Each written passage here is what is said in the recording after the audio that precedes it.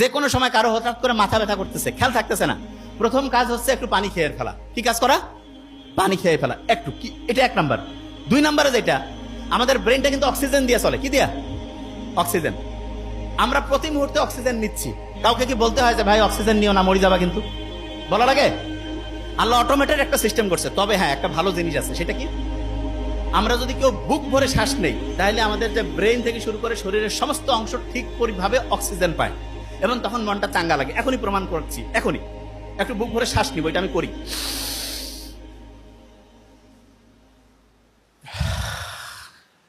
নাক দিয়ে নেওয়া লাগবে কিন্তু, হ্যাঁ।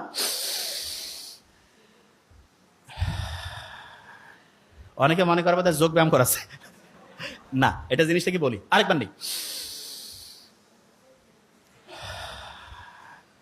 আচ্ছা, ইসলামের দৌড় প্রতিযোগিতা, এটা ইসলাম খুব দৌড়কে উৎসাহিত করছে না?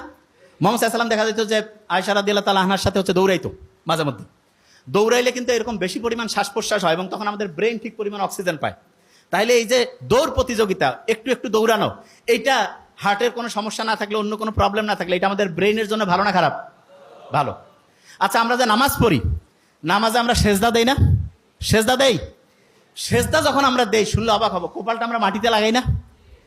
বিজ্ঞানীরা দেখতেছে যখন আমরা কপালটা মাটিতে লাগাই, যদিও এটা নিয়ে একেবারে প্রমাণিত না, কিন্তু ধারণা করতেছে, তখন হয় কি আমাদের এই যে এইখানে প্রিফ্রন্টাল কর্টেক্স আছে না এবং হিপ্পোক্যাম্পাস, যেই দুইটা ব্রেইনের রিজার্ভের মেইন জায়গা, পড়া মনে রাখার মেইন শক্তিশালী অংশ, সেই দুইটা শক্তিশালী হয়ে যায়।